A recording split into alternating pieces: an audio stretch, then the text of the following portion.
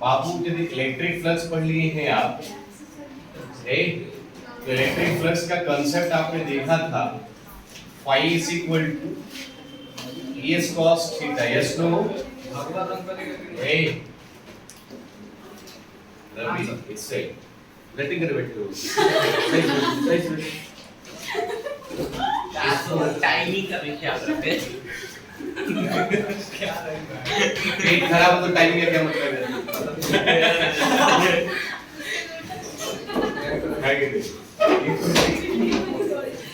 पेट खराब उसको टाइमिंग से, पेट खराब does not depend upon timing, मामला कहीं फिट हो जाता है।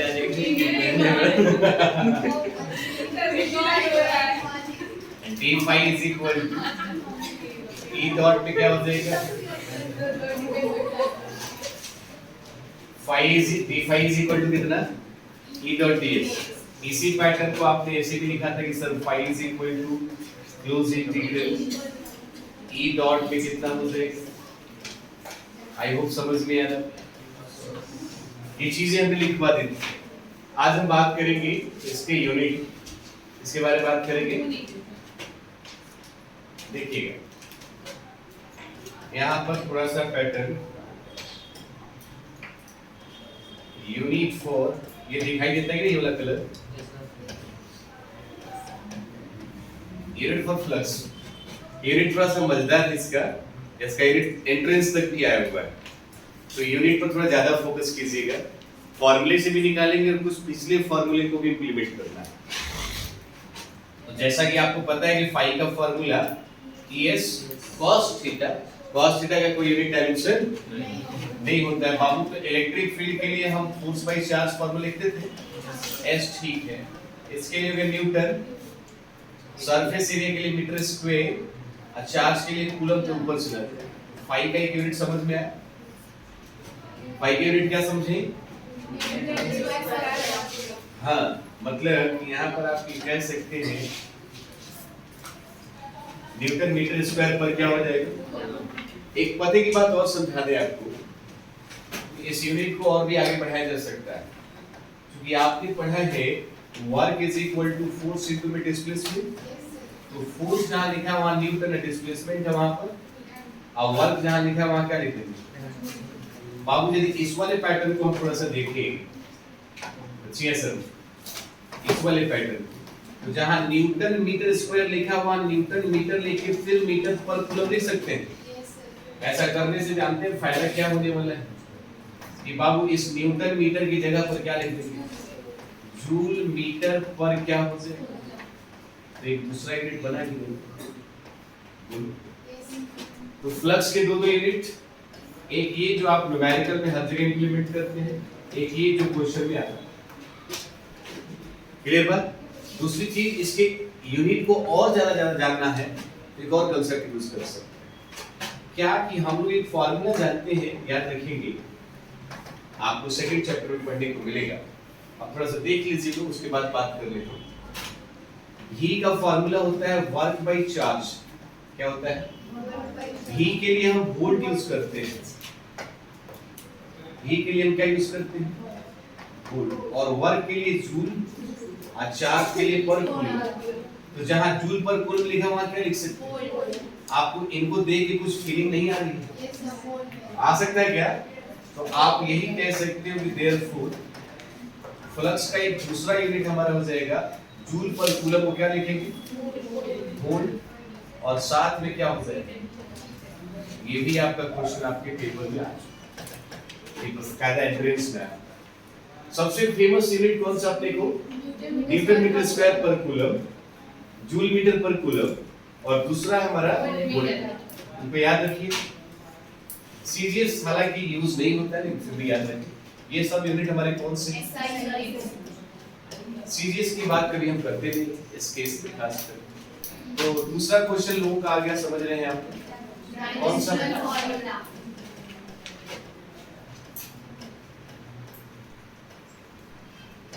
डायमेंशनल फॉर्मूला फॉर कौन सा? फ्लक्स। फाई का formula ES cos theta, but cos theta का कोई भी डायमेंशन, कोई भी यूनिट, इसको काहे लेके चलना भाई? इग्नोर मार के ना, तो E के लिए फॉर्मूला यूज करते हैं फोर्स बाय चार्ज और ये सरफेस एरिया ना बच्चियां सर फोर्स के लिए हम डायमेंशन याद किए हुए ml का पावर -2 चार्ज के लिए और सरफेस एरिया तो क्या हो जाएगा अरेंज कर दीजिए m3 पर L2 और L है और T का पावर 1 ऊपर जाएगा A का पावर किसी को तकलीफ ये क्वेश्चन आपके पीएससीबी में पूछा जा चुका है आई बात समझ तो कल जो आपने लिखा था उसके बाद इस भाई को थोड़ा सा यहाँ से ठीक बात सब आया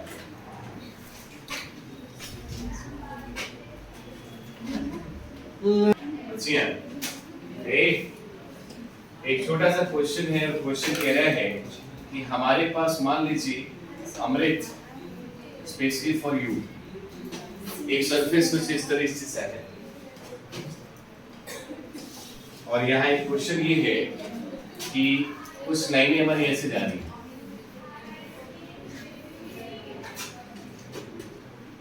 ठीक बात अच्छा महादेवी लक्ष्मी यहाँ एंगल थीटा है क्वेश्चन ये पूछ रहा है कि फ्लक्स का वैल्यू कितना होगा फ्लक्स कितना होगा कोई बता सकता है ऑप्शन में लिख देते हैं ऑप्शन लिख देते हैं हालांकि आया हुआ है लिख में क्वेश्चन है E L cos theta L is the side of the surface L square cos theta C में E square L cos theta D में 0 क्या ख्याल है बालक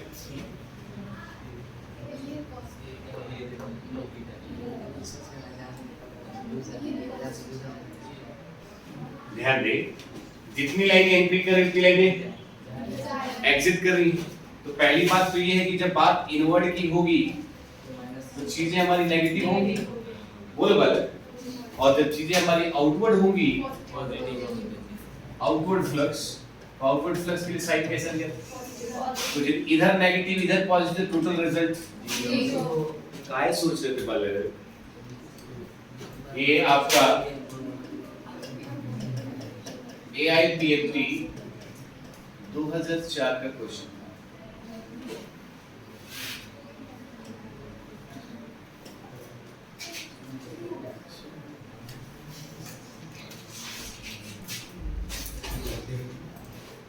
रिपोर्ट इसे बनाने फटाफट इधर ला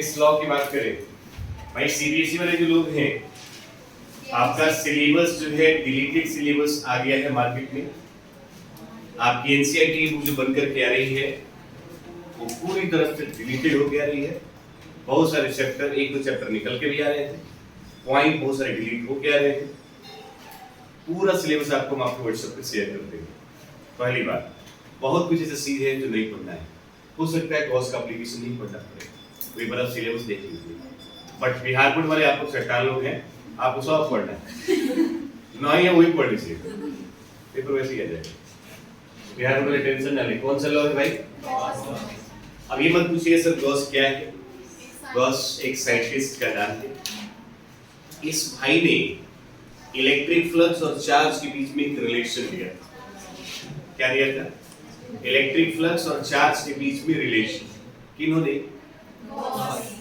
किसके बीच में रिलेशन दिया इलेक्ट्रिक फ्लक्स और रिलेशन को बताने से पहले प्रूफ करने से पहले उन्होंने कुछ स्टेटमेंट बोला क्या बोला एक स्टेटमेंट बोला पहला स्टेटमेंट क्या था क्या कहा उन्होंने सबसे पहले क्लोज्ड सरफेस लिया कैसा सरफेस लिया और उसका नाम रखा गॉसियन सरफेस कौन सरफेस बिहार बोर्ड का आया हुआ सवाल कि गॉस ने जो सरफेस लिया उसका नाम बताइए लॉलीपॉप क्वेश्चन आइए समझ गॉस ने कैसा सरफेस लिया क्लोज्ड नाम क्या रखा?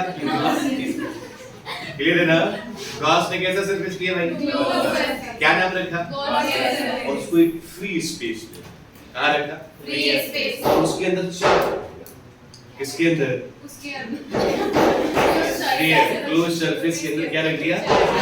जैसे चार्ज रखते हो तो चार्ज तो लाइनें हमारी जो निकलेंगी किसी एक डायरेक्शन में तो निकलेंगी नहीं, सभी डायरेक्शनों में प्रोपोगेट होगी, मतलब कि डिस्ट्रीब्यूट होगी। यस और नो? Yes sir. अंधेरे रूम में एक दिया रख दीजिए तो क्या दिया की रोशनी आपके तकिए पे पड़ेगा? पूरे रूम में फैलेगा कि नहीं फैलेगा? सिमिलरली उस क्लोज सरफेस में जो चार्ज रखा उस चार्ज से निकलने वाली लाइन किसी एक डायरेक्शन में निकल रही, किसके अंदर था वो? सभी लाइनें लिंक कर रही थी, तो जितनी लाइनें लिंक करेंगी तो फ्लक्स निकलेगा। और बीच में क्या रखा है? चार्ज। तो फ्लक्स और चार्ज के बीच में रिलेशन निकालो। गॉस ने कैसा सरफेस लिया? Close surface. नाम क्या रखा? Gauss surface. कहाँ रखा? उसके अंदर क्या रखा? और क्या निकाला? फ्लक्स। क्या निकाला? और बड़ी अच्छी बात है कि भाई ने फ्लक्स निकाला तो हम लोगों ने क्या लिखा? फाई का एक दूसरा पहलू ये भी है कि हम लोग ऐसे भी लिखते थे क्लोज इंटीग्रल पूरी सरफेस का ई डॉट में क्या हुआ? एकदम ध्यान से देखिएगा, प्रूफ भी कराएंगे, सब कुछ कर सकती है। गॉस ने कैसा सरफेस? क्या नाम रखा? कहाँ रखा? अंदर क्या रखा? क्या निकाला? फ्लक्स निकाला। क्या निकाला? और उन्होंने कहा कि वो जो फ्लक्स है ना, वो जो फ्लक्स है वो फ्लक्स है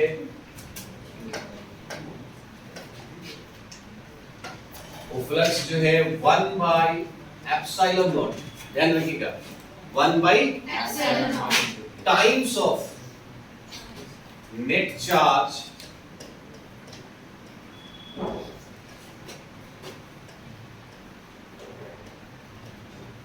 enclosed by closed surface। इसका मतलब क्या?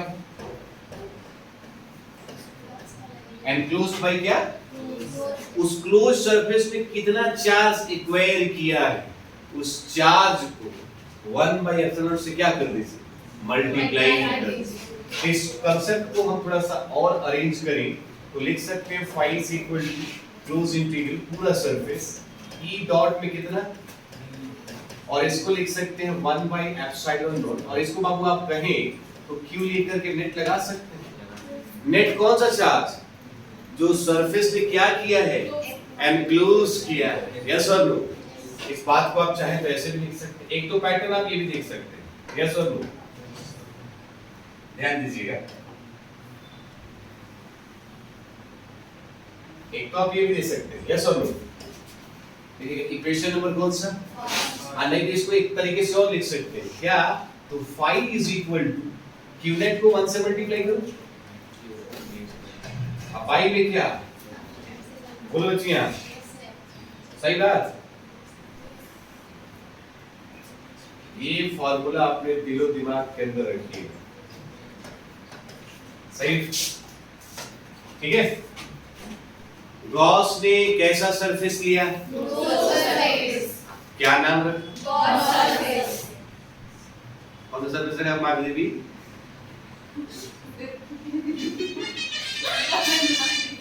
गॉस ने कैसा सरफेस रखा? क्या नाम रखा? Gaussian surface. बबलूल कौन सा सरफेस? कहाँ रखा उसको? उसके अंदर क्या रखा? क्या निकाला? और वो फ्लक्स किसके बराबर? यूनिट का मतलब net charge enclosed bye closed surface. मान लीजिए इसके अंदर 4 कूलम, बाहर 5 कूलम, किससे मतलब रखोगे? 5 कूलम से, क्योंकि उसने उतना ही चार्ज। गॉस ने कैसा सरफेस लिया? क्या नाम रखा? कहाँ रखा? अंदर क्या रखा? क्या निकाला? कितने के बराबर? चमका कि नहीं? अब जानते हैं इसके बाद भाई ने कहा कि हम प्रूफ करें, बता के मर नहीं गए, प्रूफ नहीं किया। प्रूफ आप और हम करें, कैसे उसको बताने से पहले एक स्टेटमेंट क्लियर बात थोड़ा सा लिखिए। कि गॉस ने एक सरफेस लिया, क्लोज सरफेस लिया, नाम रखा गॉसियन सरफेस, फ्री स्पेस में रखा, चार्ज रखा, फ्लक्स निकाला, और वो फ्लक्स कितने के बराबर बाबू? Unit by epsilon. ये कांसेप्ट है। अब आइए इस बात को हम साबित करें, क्या वाकई इन्होंने जो बोला वो सही बोला है कि नहीं? अब किस तरह से, थोड़ा सा सुनिए। इन्होंने एक सरफेस दिया और सरफेस हमको लगता है कैसा था बाबू? क्लोज। कैसा सरफेस दिया? बचिया सर। और आपको पता है कि इसके अंदर उन्होंने क्या रखा? चार्ज का नाम क्या रखा? ठीक बात।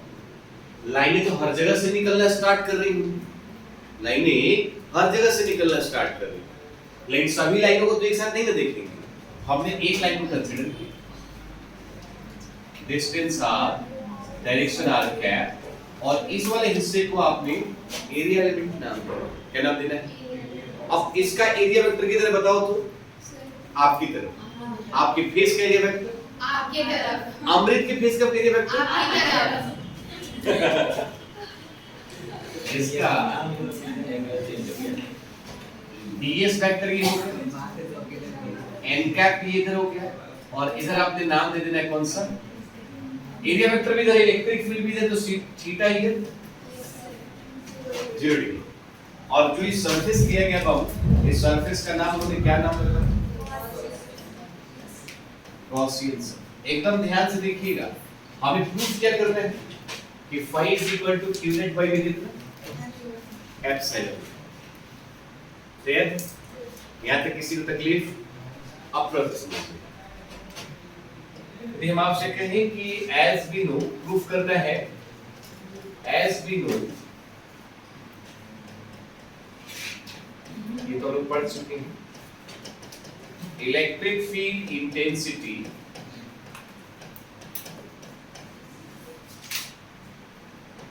Due to point charge, due to कौन सा? तो हम लोगों ने इसका वैल्यू इवैल्यूएट किया है 1/4 pi epsilon not q by में कितना? सही बात। इसके ऊपर यदि हम वेक्टर लगा दें तो ये हमारा r कैप हो जाएगा। यस सर, डायरेक्शन दिखाया था। अब थोड़ा चीजों को समझिए। अब यहाँ एक चीज हम इंप्लीमेंट करने वाले हैं।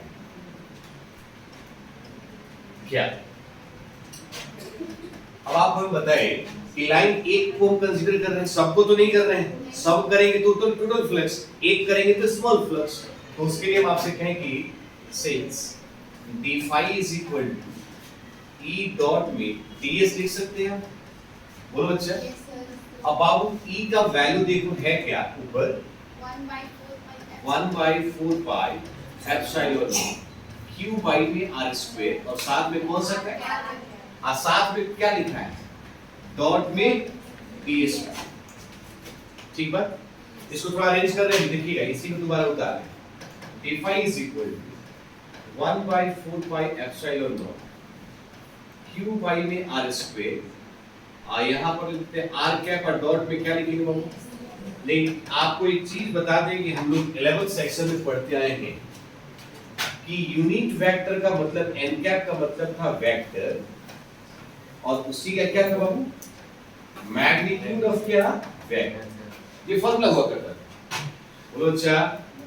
तो यहाँ पर n कैप के लिए वेक्टर कौन है? ds वेक्टर, और इसका मैग्नीट्यूड कितना होगा? ओनली कितना बाबू? बोलिए, ओनली कितना? तो अब हम यदि आपसे कहें, प्रश्न ध्यान से, यहां से ds निकालें तो ds vector is equal to, इसका इससे मल्टीप्लाई करो, कितना हो जाएगा? n कैप साथ में कितना हो जाएगा? बोलो बच्चियां, ये याद रखना है भाई। ds vector by ds is equal to n cap, cross multiply करें तो ds n कैप नहीं आ गया। अब इस ds वेक्टर यहां नहीं रख सकते, ये ds वाला जो वैल्यू दिखाई दे रहा है, यही वाला वैल्यू यहां नहीं पुट कर सकते। तो हमारे पास रिजल्ट आएगा देयरफॉर, हम यहां पे कहें therefore d phi is equal to 1/4 pi epsilon not q by में कितना? r स्क्वायर, और यहाँ आर कैप, डॉट में क्या है ds वेक्टर की वैल्यू कितनी बताओ n कैप और साथ में कौन सा एक पते की बात और जान ले बाबू, ये आपको जानना पड़ेगा कि a vector dot b vector is equal to इसका मैग्नीट्यूड और साथ में कौन सा, इसीलिए हम आपसे कहें कि r कैप डॉट में n कैप लिखा है तो यूनिट वेक्टर का मैग्नीट्यूड ऑलवेज 1, r कैप का मैग्नीट्यूड n कैप का मैग्नीट्यूड, और r इस फिगर में देखिए कि r भी इधर है, ds वेक्टर भी इधर है, n कैप भी इधर है, direction same, theta must be 0 degree. तो आपने 1 1 डॉट में लिख देना है cos 0 डिग्री, तो 1 into 1 into 1 का 1 से 11 9, तो आपने कहना है कि r कैप डॉट में n कैप इज इक्वल, भाई यहां तक तो ठीक था। अब थोड़ा सा पैटर्न को हम समझा रहे हैं, समझिए। r cap dot n cap की जगह पर 1 लिख सकते हैं हम, तो हमारे पास आ जाएगा therefore d phi is equal to 1 by 4 pi epsilon naught q pi में r square, इसकी जगह पर क्या रखोगे 1 की मल्टीप्लाई d से करो। अब ईमानदारी से बहुत बताना है, यदि हम आपसे कहें कि हमको d हटाना है तो मिटा दे, इंटीग्रेट करें, तो integration d phi is equal to, सुनिए ध्यान से, q by में 4 pi epsilon naught r square बाहर निकालेंगे, आप क्लोज इंटीग्रल कितना लिखेंगे, दिखाई दे रहा है। अब देखो q by में 4 pi epsilon naught ठीक है, ds का मतलब क्या हुआ, इंटीग्रेशन s का मतलब क्या, samosa, surface area of the sphere, surface area of the sphere कितना होता है, उसका ट्राई बताओ, 4 पाई से 4 पाई, कुछ गड़बड़ हुआ है क्या, अच्छा यहाँ भी तो r स्क्वायर था, r स्क्वायर से r स्क्वायर, d phi का इंटीग्रेशन कितना, phi, और यहाँ क्या बचा बाबू, पाई में क्या, जादू, क्या प्रूफ कर रहा था, अरे बोलो बालक, इसका मतलब ये हुआ कि गॉस मर तो गए लेकिन अच्छा प्रूफ कर, और बात जो बोले 100% क्या था, सही था, ठीक बात, तो आप समझ लीजिए कहाँ से लिखना है।